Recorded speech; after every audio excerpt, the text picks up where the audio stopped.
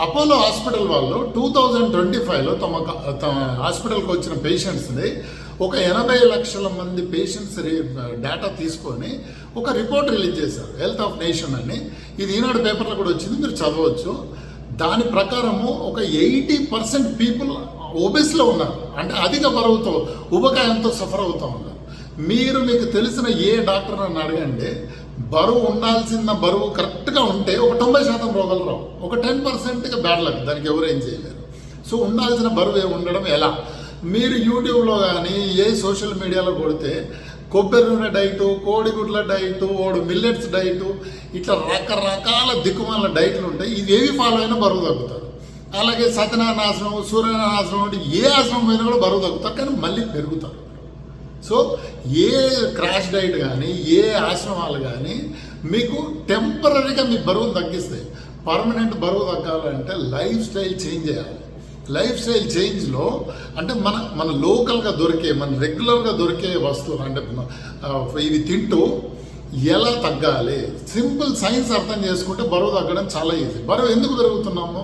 మనం తినాల్సిన క్యాలరీల కన్నా ఎక్కువ క్యాలరీలు తినడం వల్ల పెరుగుతున్నాము. సో తినాల్సిన క్యాలరీల కన్నా కొంచెం తక్కువ, 300-400 క్యాలరీలు తక్కువ తింటే బరువు ఆటోమేటిక్గా తగ్గిపోతాం. సో ఇప్పుడు నెక్స్ట్ క్వశ్చన్, ఈ తినేది ఏమి తినాలి?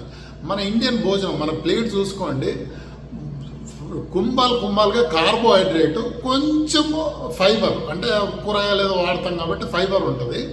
ఇది తప్ప ప్రోటీన్ ఎంత వెతికినా దొరకదు దాంట్లో, ఆ ప్లేట్లో ఎక్కడ కనపడదు. కానీ డాక్టర్లు కానీ ఎవరైనా తెలిసిన వాళ్ళు హెల్త్ ఎక్స్పర్ట్ చెప్పేది ఏంది, ప్రోటీన్ తినమని చెప్తున్నారు.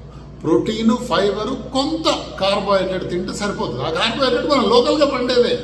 ఇంపోర్ట్ చేసిన అవేంటి అవకాడోలో, బాదాములో, లేకపోతే డ్రాగన్ ఫ్రూట్, ఇలాంటివి ఏమి అక్కర్లేదు, లోకల్గా పండేటివే తినాలి. మన దగ్గర దొరికేటివే.